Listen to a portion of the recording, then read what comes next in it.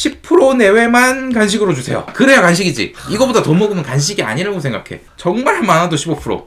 근데 생각보다 10% 하시면요 이거 되게 양 적긴 해. 되게 적어. 맞아. 진짜 적어서 놀래셔요. 근데 간식은 원래 그렇게 먹는 거다. 맞아요. 저희가 이제 오늘은 저희 유튜브 댓글창에서 이제 여러 사연을 올려주신 분들이 많이 있었는데 그 중에서 좀 굉장히 공감되고 보호자님들이 많이 알아주셨으면 하는 사연들이 몇 개가 보여가지고 그 중에 하나를 한번 읽어보고 좀 대답해드리는 시간을 가져볼까 해서 이제 방송을 켰습니다. 자, 사연부터 바로 읽어볼게요. 그러면은 쿠키 샤넬님께서 적어주셨습니다. 안녕하세요. 두 분 선생님의 사료 영상을 스쳐 지나가면서 우연히 보게 되었습니다. 요약하면은 이제 이러한 질문들이 있는데 요 사연을 제가 가져온 이유 자체가 너무너무 보호자님들한테 드리고 싶은 말씀이 다 들어가 있어. 자, 일단 첫 번째로 기관하고 기관지 두 개의 차이점에 대해서 좀 알아봤으면 좋겠어요. 보통 보호자님들이 기관지 협착이라고 많이 말씀하시는 것 같은 경우에는 실제로는 기관 협착인 경우가 많아요. 기관지 협착이란 말은 사실은 틀린 말이기는 합니다. 이거가 그럼 왜 중요하냐? 도대체 우리가 왜 알아야 되냐? 나도 그 얘기하고 싶은데 기관 협착은 약이 없는 병이에요. 기관지 협착 같은 경우에는 영양제라든가 이제 브론코 다일레이터라고 하는 기관지를 확장시키기 위한 약들을 넣어주면은 그게 확실하게 도움이 되는데 이 엄청나게 큰 요 통로 같은 경우에는 사실 무너져 내리면 약을 먹거나 뭘 어떻게 한다고 해서 차이가 있지는 않아요. 그치. 그래서 이제 그 부분을 알아는 둬야 돼. 그러면은 이제 엑스레이를 내가 가져온 이유 자체가 기관이라고 하는 부분은 여기에요. 이 까만색으로 일자로 쭉 달리고 있는 저 통로 부분에서 보통 기관 협착이 생기면은 저쪽 부분에 있는 부분이 보통 많이 무너져 내려서 좁아집니다. 지금 이 사진의 애기 같은 경우에는 이제 정상적인 애기를 데려왔지만 만약에 안 좋은 친구다라고 한다면은 여기가 이렇게 좁아져 있어. 좁아져 있는 경우에 이제 기침을 할 수 있는데 기관 협착하고 심장병은 어떻게 보면은 굉장히 비슷하다라고 볼 수 있어요. 이 부분이 이제 심장인데 심장병 환자들은 심장에 있는 판막에 보통 이상이 생겨가지고 심장이 커지는 병이 생기거든요. 심장이 커지면 이런 식으로 기관이 위쪽으로 올라가요. 위쪽으로 올라가면서 눌리는 것과 비슷한 효과를 나타내. 그래서 기관 협착하고 심장 환자하고 기침하는 증상이 굉장히 비슷해서 사실 증상을 가지고 구분하는 거는 조금 어려울 것 같아요. 그러면 이걸 어떻게 구분해야 되느냐? 집에서 꼭 내가 한번 그냥 재미로 알아보고 싶다.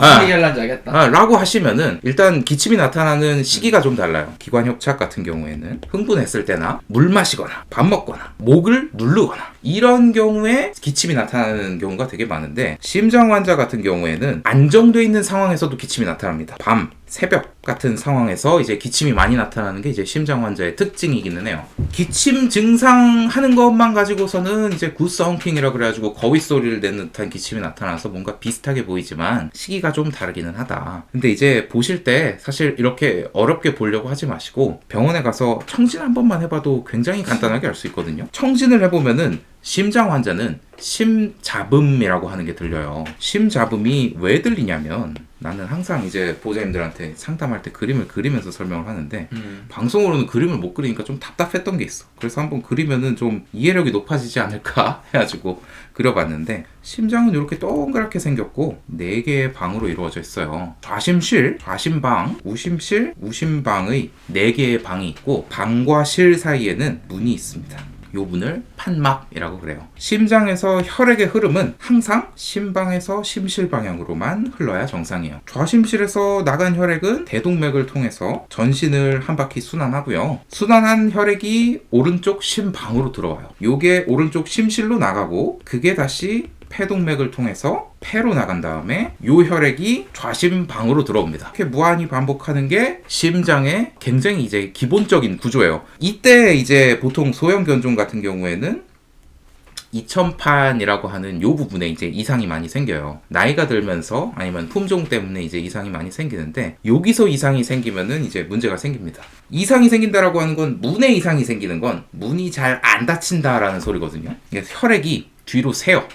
원래 아래쪽으로만 가야 되는 혈액이 뒤로 이렇게 이제 새기 시작합니다. 슉슉슉슉슉슉 거리는 이 소리가 들려. 그래서 사실 심장 환자가 아니어도 소형견 같은 경우에는 청진이 굉장히 중요합니다. 청진을 해보시면 그래서 이제 심장 환자인지 이제 기관 협착 환자인지 바로 아실 수 있어요. 그래서 요거를 하면 된다라는 게 어떻게 보면은 저 질문의 끝이기는 한데, 이렇게 그냥 병원에 가가지고 청진 한 번만 해보면 된다라는 사실을 보호자님들이 모르시기 때문에 나는 병원에 안 가는 거라고 생각해요. 그래서 혈액이 이렇게 뒤로 새면 심장 환자들은 뭐 예를 들면은 대동맥을 통해서 100만큼의 혈액이 나가야 되는데 혈액이 뒤로 10이 샌다 라고 하면은 100 빼기 10 하니까 혈액이 90밖에 안 나가잖아요. 그러면은 이 몸에서는 야, 혈액이 90밖에 안 왔어, 더 줘 라는 말을 해요. 그치. 그럼 어떻게 하냐, 일단은 빨리 뛰어, 야근을 하는 거야. 그래서 보충이 되거든요. 근데 그게 만약에 얘가 10이 아니라 20만큼 샌다 라고 하면은 얘가 80이 되면서 보충이 안 되는 순간이 와요. 심장이 무한히 빠르게 뛸 수는 없거든. 그러면은 심장이 커지는 거지. 커지는 거야. 심장도 있고 폐도 있고 기관도 있고 기관지도 있는데 심장 지 혼자 막 커지고 있으니까 누르는 거야, 옆에 애들을. 폐랑 기관지를 눌러. 그것 때문에 이제 기침을 하게 되는 거예요. 기관 협착과 심장병이 기침을 하는 기전 자체가 크게 다르지는 않다. 그래서 이제 이런 부분 때문에 기침 증상이 나타날 수 있어요. 심장병 환자 같은 경우에는 이 부분을 보충해주기 위한 약들을 먹게 되는데, 그런 부분들은 이제 추후 나중에 이제 심장 환자가 있으면은 설명을 드리도록 하고,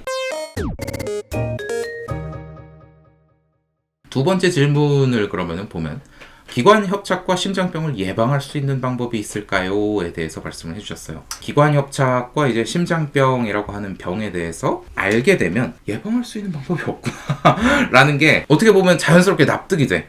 판막이라고 하는 막이 그냥 수명을 다해가지고 이렇게 하다가 너덜너덜해서 이렇게밖에 운동을 못 하게 되는 거야. 그래가지고 그냥 심장에서 혈액이 뒤로 새니까 생기는 병이 심장병인데, 그러면은 판막 건강에 좋은 음식, 영양제 그런 건 없습니다. 안타깝게도. 그래도 해줄 수 있는 방법을 제가 말씀을 드리자면, 체중이 너무 찌거나 과하게 이제 체중이 찐다는 거는 몸 입장에서 혈액을 더 많이 보내고 운동하는데 이제 힘이 더 많이 든다는 얘기거든요. 그런 부분을 좀 관리할 수 있게끔 체중을 적절하게 관리하는 게 이제 도움이 될 것 같고, 그리고 체중 관리를 하면은 기관 같은 경우에도 이 살 때문에 눌리는 부분들이 좀 풀어지면서 호흡이 되게 좋아져요. 그리고 이제 목을 자극할 만한 것들을 좀 안 했으면 좋겠어. 목줄보다는 어깨줄이 더 좋은 것 같고, 물 먹을 때도 이렇게 숙이고 먹는 것보다는 물그릇의 높이를 살짝 높여주는 게 도움이 될 수 있겠다라는 생각이 들어요.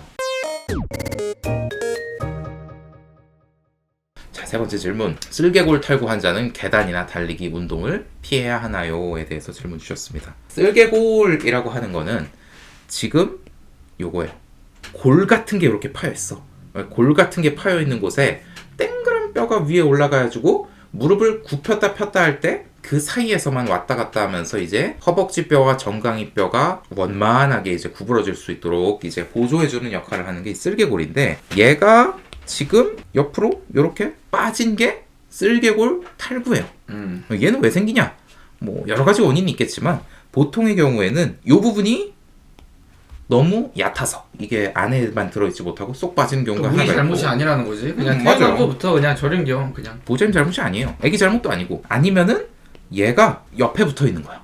얘가 옆에 붙어 있어가지고 이게 일직선이 맞지 않으니까 이제 요게 빠지는 거거든요. 요렇게 이제 빠지는 쓸개골 탈구가 있을 수가 있는데, 그 정도가 심각하다라고 하면은 사실은 어렸을 때 교정을 해주는 게 제일 좋기는 합니다. 이게 계속 쓸개골이 들어갔다 나왔다 이제를 반복하면서 관절이 손상이 나타나게 되면은 나중에 이제 수술을 해준다고 해도 만성적인 관절염 때문에 고생을 할 수가 있기 때문에 사실 수술을 해주려면 일찍 하는 게 좋기는 해요. 근데 이제 아이의 상태에 따라서 다를 수 있기 때문에 증상을 확인하는 게 중요할 것 같습니다. 뭐 계단을 오르내리락하거나 아니면은 이제 막 전력 질주하는, 그게 이제 관절에 도움을 주지는 않아요. 운동을 하지 말라는 얘기는 아니에요. 천천히 조금씩 걷는 거는 굉장히 도움이 된다라고 생각을 합니다. 원래는 나가면 안 되는 곳인데 지금 나가는 거고, 그리고 이게 나가게 되는 가장 큰 원인이 그 과하게 될 때 더 잘 빠지게 되고, 제일 안 좋은 행동이 그래서 그치? 사실은 두 발로 쓰는 거야. 맞아. 두 발로 서가지고 막 이렇게 하는 게 되게 안 좋아. 그리고 얘도 근데 어쩔 수 없어요. 얘도 그냥 살을 빼야 돼. 너무 좋은 말을 했는데 무거우면 무릎에 무리가 갈 수밖에 없어요. 이제 갈비뼈가 만져질 정도라든가 갈비뼈에서 이제 배로 들어가는 라인이 이렇게 보이는 정도라든가 그런 거를 가지고 이제 주관적으로 이제 아이의 비만도를 측정하는 눈바디 같은 것들이 있는데 적절한 이제 체중의 정도를 찾는 게 중요합니다. 그래서 쓸개골 탈구 수술은 꼭 해야 될까요? 아니면은 뭐 언제 하는 게 좋을까요?에 대해서 이제 질문 주셨는데 상황에 따라 달라요. 말씀하신 것처럼 저는 증상의 빈도 쓸개골 탈구로 인해서 나타나는 깽깽이 발이라든가 뭐 다리를 쩔뚝쩔뚝 저는 증상이 빈번하게 있다.